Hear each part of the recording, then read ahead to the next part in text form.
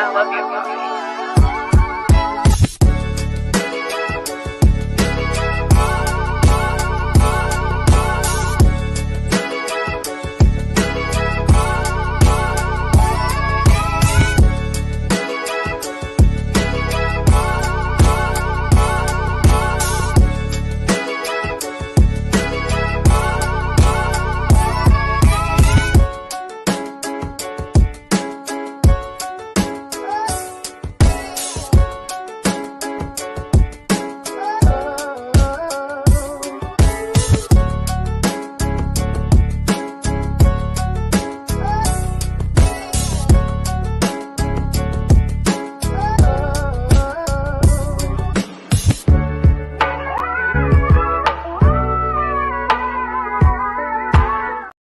What is going on, everybody? This is Mike Hughes, and you're listening to Mike on the Mic and everything Chicago sports related podcast. Tonight, we're going to be talking about Ryan Poles and him putting in some OT in the Chicago Bears front office tonight, as the Bears have just acquired offensive lineman center Ryan Bates from the Buffalo Bills in exchange for a 2024 first round pick. Poles is cooking as he continues to go this offseason. We've seen him make moves from cutting big franchise names like Eddie Jackson and Cody Whitehair, making the hard decisions, to bringing in guys who he's been trying to lock up for the last couple of years. Now, Ryan Bates is by no means a Jason Kelsey, which, by the way, shout out to Jason Kelsey for announcing his retirement tonight. It was a very emotional day at the presser, and it was a very emotional day for the Kelsey brothers and Eagles fans as a whole. What an astounding career, amazing career for him. But breaking it down, we understand how good Ryan Bates could potentially be for a Bears offensive line that is looking for that veteran leadership, that experience that they are so utterly lacking. Right now,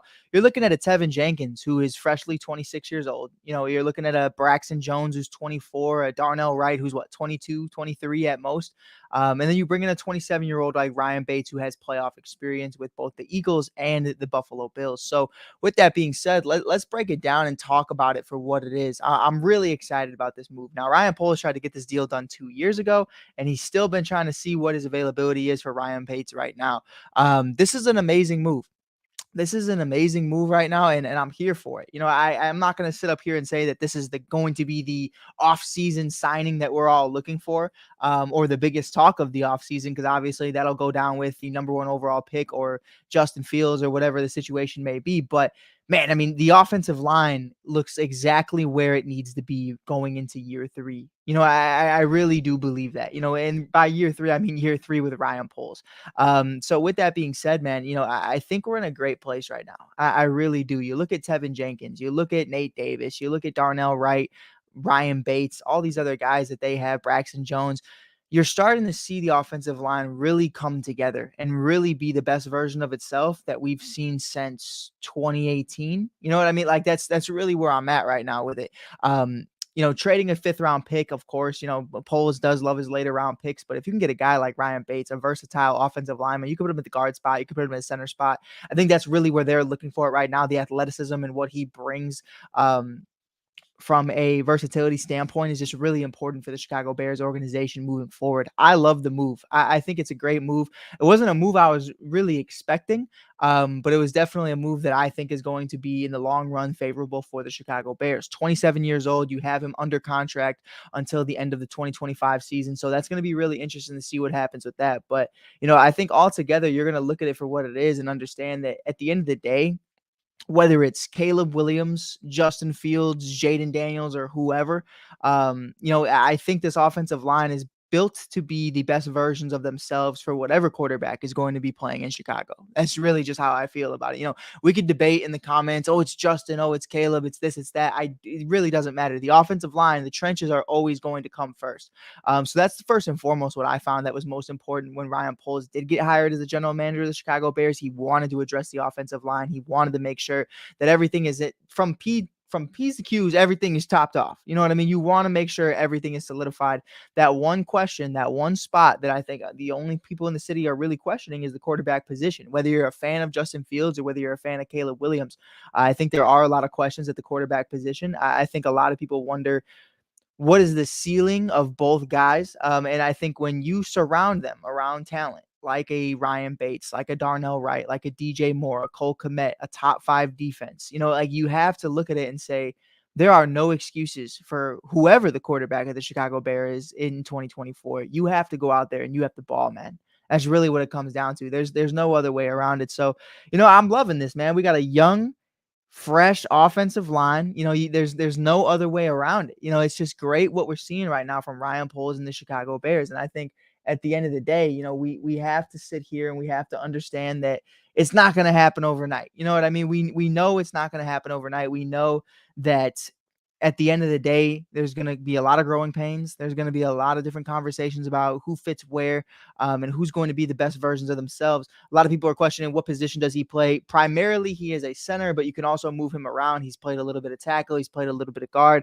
Primarily, he's going to be a center, though. This is the Cody Whitehair replacement. This is desperately what Bears fans everywhere have been waiting for. So if you guys are new here, make sure you smack that follow button. Make sure you tap that like button to get your everything Chicago Bears related content, because we are going live every single day until we find out what's happening with Justin Fields, Caleb Williams, and company, because we are having the off season of our lives right now. But yeah, most definitely he is our starting center. There's no question about it. I love the move. I love the move. I don't think it could have got any better than this. I think the Bears are in a position right now to where really, you have all the money in the world to bring in whoever you'd like, and I was hoping that there'd be a conversation about maybe bringing in Mike Evans, and then Mike Evans signs a 2-year extension with the Tampa Bay Buccaneers today, after he vocalized about wanting to play with a Super Bowl caliber team and an elite level quarterback.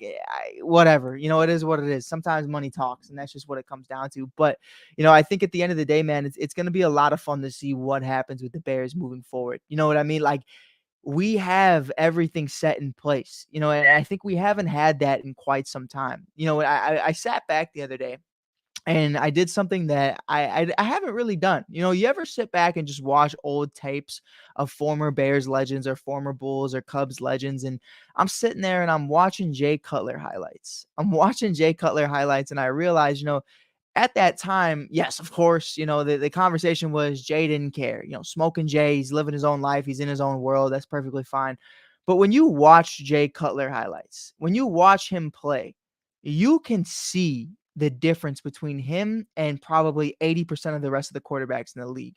I mean, Jay Cutler had a cannon. I'm not going to sit here and say he is Patrick Mahomes, but there are many similarities to a Patrick Mahomes, Aaron Rodgers, and Jay Cutler when it comes to arm talent, when it comes to strength. And those are plays that typically you're not going to see a Justin Fields make. You know what I mean? And I think at the end of the day, man, where I'm at right now, I know we're kind of going on a tangent. We're just talking ball.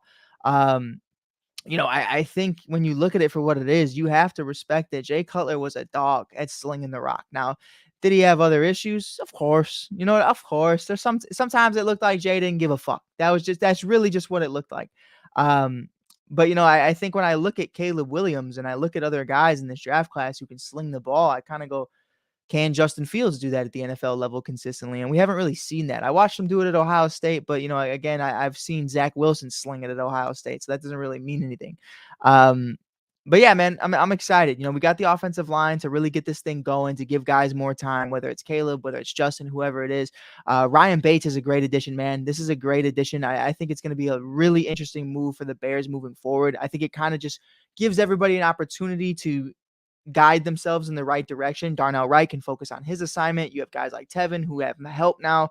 Tevin's not just going to be blowing his back out every 5 seconds because he has to double up on defensive linemen. You have a center who you can trust. You have Nate Davis, who I'm hoping Nate Davis as a comeback caliber season. I think a lot of people don't understand the human characteristics that come with playing any sport or just living in life. You understand that Nate Davis misses the majority of training camp last year in preseason due to a death in the family and obviously ongoing injuries. So hopefully, after a full season this year, you're hopefully going to get the best version of him going into next year. It's going to be interesting though, man. Braxton Jones, where does that leave him? I don't know. What do the Bears do in the draft? I don't know. They could still definitely go offensive line in the second and third round. So I definitely wouldn't put that past them. But this is a great move for the Bears moving forward. It's a great move. I'm really excited about this one, man. I mean, there's not a lot of other centers, I would say, in this draft that I would be saying is higher than a Ryan Bates. You know what I mean? Especially because Poles has been high on him for so long. But this is a great move, man. This is a great move. Running back coming to the Bears. Listen, so If I'm the Bears, listen, and I know we don't typically pay we don't pay running backs. That's where everybody's at right now. We don't pay running backs. That's not the league we're in, and it's not the market we're in. As much as I love Herbs and as much as I love Johnson, I just don't think it's their time quite yet. And I think it is coming up to the end of Khalil Herbert. I really do. Roshan Johnson, maybe you'll see in a couple of years what he could potentially be. But to be completely honest, if Josh Jacobs or Austin Eckler or a Saquon Barkley or even a Derrick Henry called the Bears today, said, hey, listen, $10 to $11 million on a 1-year deal. Would you take it for the Bears? The Bears, who have over $80 million in cap space, all the other holes are pretty much filled. You bring in Ryan Bates, you're going to go through the draft, the majority of it for your wide receiver 2 and maybe even QB1. You'll see what happens. But I think you're really at that point where I would take one. You know what I mean? Especially let's say for the sake of argument, because I would, if anybody wants to come at me in the comments for this, please be my guest, please. If you have a young Caleb Williams, if you have a Drake May or a Jaden Daniels or whoever, and you are not trying to force them to throw the rock. You know what I mean? You want them to slowly develop the way we saw CJ Stroud, the way we saw Bryce Young, just throughout the year, continue to get better. You need to have a solidified run game. Right now, the Bears' solidified run game is Justin Fields. And if you're drafting Caleb Williams, you're not going to have that. You know what I mean? So you're not putting Justin Fields at RB1 and keeping Caleb Williams at QB1. You know what I mean? That's just not happening. So I think if you were to draft a guy like Caleb Williams, or you were to just go a different route than Justin Fields at quarterback, I would definitely go and get one of those running backs in free agency. There's just too many of them to choose from. And with the amount of money you have in cap space, a 1-2 year deal, I see no issue with it. My mock draft right now, to be honest with you, I'm not gonna lie, and I'm just a fan. I am no different than anybody else. But I literally I'm a freak when it comes to this stuff, man. Like I have a million things written down on all of these different notepads. I have some where Fields is involved. I have some where Caleb is involved. And right now, where I'm at, if Justin Fields is QB1 going into 2024, obviously Marvin Harrison Jr. would be the guy I want the Chicago Bears to draft with the first pick, whether that's pick number 1 or pick number 2 or 3. With their first round pick, not number 9, I want Marvin Harrison Jr. If the Bears go Caleb Williams at 1, that number 9 overall pick, I'm really looking at Malik Neighbors or Roma Dunze. I'm not looking for a pass rusher. You know what I mean? I think you can get Daniil Hunter. I think you can get a bunch of other decent pass rushers, potentially, in via trade with the Eagles, via trade with the different other organizations. Here's the question of the hour. Somebody said Fields or Williams. I'll say this, man. Here's really where I'm at. Winning football. Winning football is where I'm at right now as a Bears fan. I don't care if it's Justin Fields. I don't care if it's Caleb Williams, Drake May. Fuck. I don't care if it's Russell Wilson trying to re-involve his career. You know what I mean? Like, as long as we are playing winning football and whatever quarterback we pick is going to be here for the foreseeable future, I'm here for it. And whoever keeps saying Danny Dimes, hell no. I'll take Tommy DeVito before I take Daniel Dimes. I'll tell you that. Come on, baby. But I think at the end of the day, man, it's going to be interesting. It's going to be interesting to see what happens. I think it's going to continue to get better.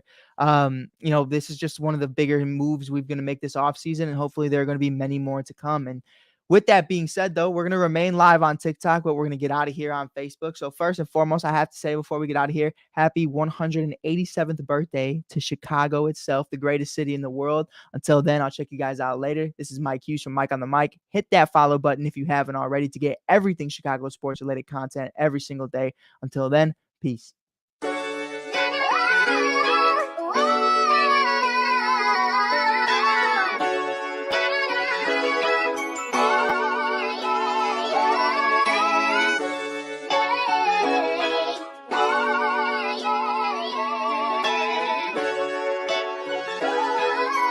I love you.